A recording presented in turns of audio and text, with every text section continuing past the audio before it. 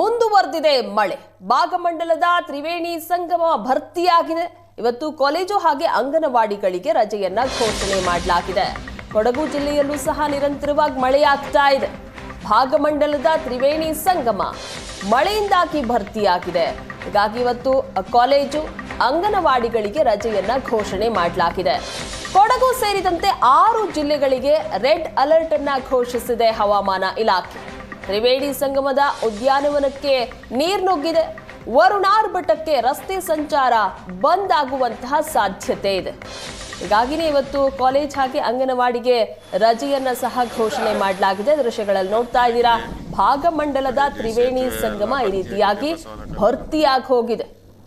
ತ್ರಿವೇಣಿ ಸಂಗಮದ ಉದ್ಯಾನವನಕ್ಕೂ ಸಹ ನೀರು ನುಗ್ಗಿದೆ. ರಸ್ತೆ ಸಂಚಾರ ಸಹ ಹೀಗಾಗಿ ಬಂದಾಗುವಂತಹ ಸಾಧ್ಯತೆ ಇದೆ. ಇದೇ ರೀತಿಯಾಗಿ ಮಳೆ ಮುಂದುವರೆದಿದ್ದೇ ಆದ್ರೆ ಸದ್ಯಕ್ಕಂತೂ ಮುಂಜಾಗ್ರತಾ ಕ್ರಮವಾಗಿ ಕಾಲೇಜುಗಳು ಹಾಗೆ ಅಂಗನವಾಡಿಗಳಿಗೆ ರಜೆಯನ್ನ ಘೋಷಣೆ ಮಾಡಲಾಗಿದೆ. ಕೊಡಗು ಜಿಲ್ಲೆಯಲ್ಲೂ ಸಹ ಅಬ್ಬರದ ಮಳೆಯಾಗ್ತಾ ಇದೆ. ಹೀಗಾಗಿ ಅಸ್ತವ್ಯಸ್ತವಾಗಿದೆ. ದೃಶ್ಯಗಳಲ್ಲಿ ನೋಡ್ತಾ ಇದ್ದೀರಾ, ಎಲ್ಲಿ ನೋಡಿದ್ರೂ ಸಹ ನೀರೋ ನೀರು. ತ್ರಿವೇಣಿ ಸಂಗಮ ಕಂಪ್ಲೀಟ್ ಆಗಿ ಭರ್ತಿಯಾಗಿದೆ ಮಳೆ ನೀರಿನಿಂದಾಗಿ. ತ್ರಿವೇಣಿ ಸಂಗಮದ ಉದ್ಯಾನವನಕ್ಕೂ ಸಹ ನೀರು ನುಗ್ಗಿದ್ದು ಜಲಾವೃತ ಆಗಿದೆ. ಕೊಡಗು ಸೇರಿ 6 ಜಿಲ್ಲೆಗಳಲ್ಲಿ ರೆಡ್ ಅಲರ್ಟ್ ಅನ್ನು ಹವಾಮಾನ ಇಲಾಖೆ ಮುನ್ನೆಚ್ಚರಿಕಾ ಕ್ರಮವಾಗಿ ಘೋಷಣೆ ಮಾಡಿದೆ. ಹಾಗಾಗಿ ಕೆಲವೊಂದಿಷ್ಟು ಕ್ರಮಗಳನ್ನು ಜಿಲ್ಲಾಡಳಿತ ತೆಗೆದುಕೊಳ್ತಾ ಇದೆ.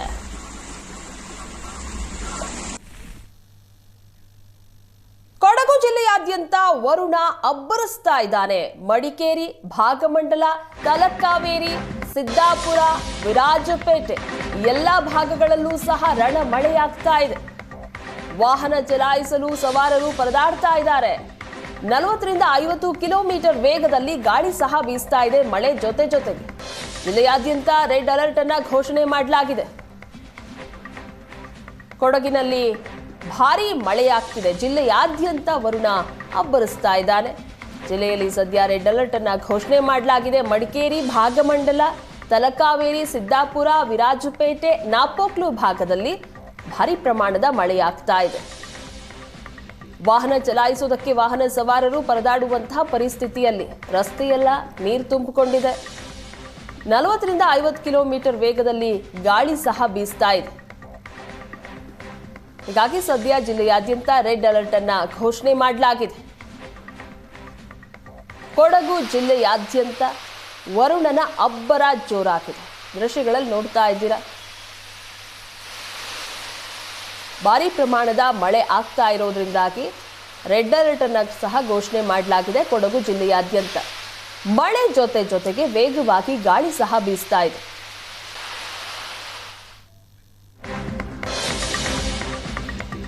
ಇನ್ನು ಮಡಿಕೇರಿಯಲ್ಲಿ ಅಬ್ಬರಿಸ್ತಾ ಇದ್ದಾನೆ ಮಳೆರಾಯ. 1 ವರ್ಷ ಕಳೆದ್ರೂ ಪೂರ್ಣಗೊಳ್ಳದ ರಸ್ತೆ ಕಾಮಗಾರಿ. ನಗರದ FMC ಕಾಲೇಜ್ ರಸ್ತೆ ಬಂದ್ ಆಗುವಂತ ಆತಂಕ ಎದುರಾಗಿದೆ. ತಡೆಗೋಡೆ ಬದಿಯಲ್ಲಿ ಕಾಲುವೆಗೆ ಜಾರ್ತಾ ಇರುವಂತಹ ಮಣ್ಣು.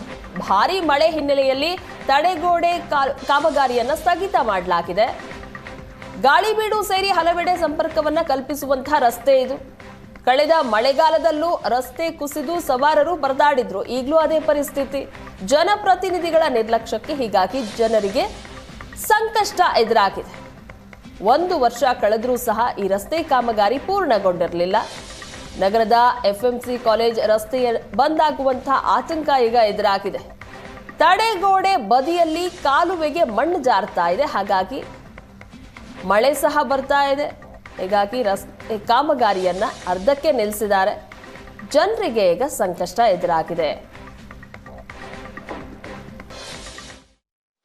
ಹಲವು ವರ್ಷಗಳ ನಂತರ ಕೊಡಗಿನಲ್ಲಿ 1 ವಾರಗಳಿಗೂ ಅವಧಿಗೂ ಮುನ್ನ ಮಳೆಗಾಲ ಆರಂಭ ಆಗಿರೋಂಥದ್ದು ಪರಿಣಾಮವಾಗಿ ಅಲ್ಲಲ್ಲಿ ಸಣ್ಣ ಪುಟ್ಟ ಅವಘಡಗಳು ಕೂಡ ಆಗ್ತಾ ಇದೆ.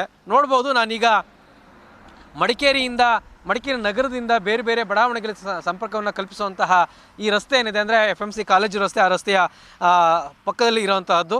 ಸೊ ಇಲ್ಲಿ ಒಂದು ರಾಜ ಕಾಲುವೆ ಇತ್ತು. ಆ ರಾಜ ಕಾಲುವೆಯ ಪಕ್ಕದಲ್ಲಿದ್ದಂತಹ ದೊಡ್ಡ ಬರೆ ಏನಿತ್ತು, ಎತ್ತರವಾದಂಥ ಪ್ರದೇಶವೆಲ್ಲವೂ ಕೂಡ ಈಗ ಕುಸಿದು ಬಿದ್ದೋಗಿತ್ತು.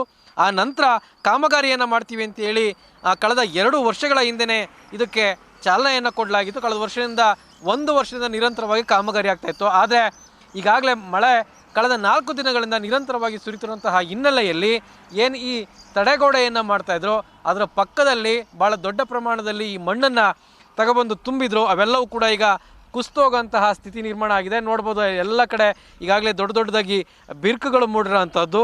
ಮತ್ತೊಂದು ಕಡೆ ಈಗಾಗಲೇ ಏನು ಒಂದು ಸ್ಟೆಪ್ ಇಲ್ಲಿ ಮಣ್ಣನ್ನು ತುಂಬಿದ್ರು ಅದು 1 ಅಡಿಯಷ್ಟು ಕೆಳಗಡೆಗೆ ಕುಸ್ತೋಗಿದೆ. ಅಂದರೆ ಇದೆಲ್ಲವೂ ಕೂಡ ತಂದು ಸುರಿದಿರುವಂತಹ ಬಿಡಿ ಮಣ್ಣಾಗಿರೋದ್ರಿಂದ ಕೆಳಗಡೆಗೆ ಎಲ್ಲವೂ ಕೂಡ ಕುಸ್ತೋಗ್ತಾ ಇದೆ. ಮತ್ತೊಂದು ಕಡೆ ಈ ಕಾಮಗಾರಿ ಏನಿದೆ ಇದು ಪೂರ್ಣಗೊಳ್ಳಿಲ್ಲ ಅನ್ನೋಂಥದ್ದು. ಅಂದರೆ ಕಳೆದ ಮಳೆಗಾಲದ ಸಂದರ್ಭದಲ್ಲೇ ಈ ಕಾಮಗಾರಿಯನ್ನು ಆರಂಭ ಮಾಡಲಾಗಿತ್ತು. ಆದರೆ ಮತ್ತೊಂದು ಮಳೆಗಾಲ ಆರಂಭ ಆದ್ರೂ ಕೂಡ ಕಾಮಗಾರಿ ಪೂರ್ಣ ಆಗಲಿಲ್ಲ. ನೋಡ್ಬೋದು ಅಲ್ಲಿ ಕಾಮಗಾರಿ ಅರ್ಧಂಬರ್ಧ ಆಗಿರೋಂಥದ್ದು. ಸೊ ಹೀಗಾಗಿ ಅಂದರೆ ಏನು ಒಂದು ಬದಿ ಮಾತ್ರನೇ ತಡೆಗೋಡೆ ಆಗಿದೆ, ಇನ್ನು 2 ತುದಿಗಳಲ್ಲಿ ಇನ್ನೂ ಕೂಡ ಕಾಮಗಾರಿ ಪೂರ್ಣಗೊಳ್ಳಿಲ್ಲ. ತಡೆಗೋಡೆಯನ್ನು ಕಾಮಗಾರಿಯನ್ನು ಮಾಡಲಿಲ್ಲ. ಸೊ ಹೀಗಾಗಿ ದೊಡ್ಡ ಪ್ರಮಾಣದಲ್ಲಿ ನೀರು ಹೋಗೋದ್ರಿಂದ ಅದರ ರಭಸಕ್ಕೆ ಎಲ್ಲವೂ ಕೂಡ ಕೊಚ್ಚಿ ಹೋಗುವಂತಹ ಎಲ್ಲ ಸಾಧ್ಯತೆಯೂ ಇದೆ. ಸೊ ಒಂದು ವೇಳೆ ಏನಾದ್ರೂ ಈ ಮಣ್ಣೆಲ್ಲವೂ ಕೂಡ ನೋಡಿ ಈಗ ತಗೊಬಂದು ಸುರಿದಿರೋಂಥ ಮಣ್ಣು ಏನಿದೆ ಅದೀಗಾಗಲೇ ಕುಸ್ತೋಗ್ತಿರೋಂಥದ್ದು ಭಾಳ ಸ್ಪಷ್ಟವಾಗಿ ಕಾಣಿಸ್ತಾ ಇದೆ. ನೀರಿನಲ್ಲಿ ಕೊಚ್ಚಿ ಕೂಡ ಹೋಗ್ತಾ ಇದೆ. ಸೊ ಅಂದರೆ ಮೇಲ್ಭಾಗ ಎತ್ತರ ಇರೋದ್ರಿಂದ ಅಲ್ಲಿಂದ ಬರುವಂತಹ ಎಲ್ಲ ನೀರು ಇಲ್ಲೇ ನುಗ್ಗೋದ್ರಿಂದ ಸಹಜವಾಗಿಯೇ ಎಲ್ಲವೂ ಕೂಡ ಕೊಚ್ಚೋಗ್ತಾ ಇದೆ. ಸೊ ನೋಡ್ಬೋದು ಎಷ್ಟೊಂದು ಸುಮಾರು 1 ಅಡಿಯಷ್ಟು ಮಣ್ಣು ಕೆಳಗಡೆಗೆ ಈಗಾಗಲೇ ಹೋಗಿರೋ ಅಂಥದ್ದು, ಒಂದಷ್ಟು ಮಣ್ಣು ಎಲ್ಲವೂ ಕೂಡ ಕೊಚ್ಚೋಗಿರೋಂಥದ್ದು ಕೂಡ ಕಾಣುತ್ತೆ. ಸೊ ಇದು ಹೀಗೆ ಕೊಚ್ಚೋಗಿದ್ದೇ ಆದಲ್ಲಿ ಇದು ಪ್ರಮುಖವಾದಂತಹ ರಸ್ತೆ ಆಗಿರೋಂಥದ್ದು. ಅಲ್ಲಿ DYSP ಕಚೇರಿ ಇದೆ, FMC ಕಾಲೇಜ್ ಇದೆ, ಸಾವಿರಾರು ವಿದ್ಯಾರ್ಥಿಗಳು ಇಲ್ಲಿಗೆ ಇಂದ ಓಡಾಡ್ತಾರೆ. ITI ಕಾಲೇಜ್ ಇದೆ, ಅದರ ಹಿಂಭಾಗದಲ್ಲಿ ಸಾಕಷ್ಟು ಬಡಾವಣೆಗಳಿದೆ. ಮತ್ತೊಂದು ಕಡೆ ಈ ಕಡೆ ಸುಬ್ರಹ್ಮಣ್ಯ ನಗರ ಇದೆ. ಹೀಗೆ ಮತ್ತು ಗಾಳಿಬೀಡು ಹೀಗೆ ಸುಮಾರು ಏರಿಯಾಗಳಿಗೆ ಇದು ಸಂಪರ್ಕವನ್ನು ಕಲ್ಪಿಸೋದ್ರಿಂದ ಸಾವಿರಾರು ವಾಹನಗಳು ಓಡಾಡುತ್ತೆ. ಸೊ ಒಂದು ವೇಳೆ ಏನಾದ್ರೂ ಕೂಡ ಇದೇ ರೀತಿ ಮಣ್ಣು ಕುಸಿದಿದ್ದೇ ಆದಲ್ಲಿ ರಸ್ತೆ ಸಂಪರ್ಕ ಸಂಪೂರ್ಣ ಬಂದ್ ಆಗುತ್ತೆ. ಆ ನಂತರ ಮತ್ತೆ ವಿಜಯ ವಿನಾಯಕ ದೇವಸ್ಥಾನ ಏನಿದೆ ಆ ದೇವಸ್ಥಾನದ ಭಾಗದಿಂದ ವಾಹನಗಳು ಕಿರಿದಾದಂತಹ ರಸ್ತೆಯಲ್ಲಿ ಸುತ್ತಿ ಬಳಸಿ ಬರಬೇಕಾದಂತಹ ಪರಿಸ್ಥಿತಿ ನಿರ್ಮಾಣ ಆಗ್ತಾ ಇದೆ. ಕ್ಯಾಮ್ರಾಮನ್ ಪ್ರದೀಪ್ ಜೊತೆ ರವಿ ಎಸ್ ಹಳ್ಳಿ, ಏಷ್ಯಾನೆಟ್ ಸುವರ್ಣ ನ್ಯೂಸ್, ಕೊಡಗು.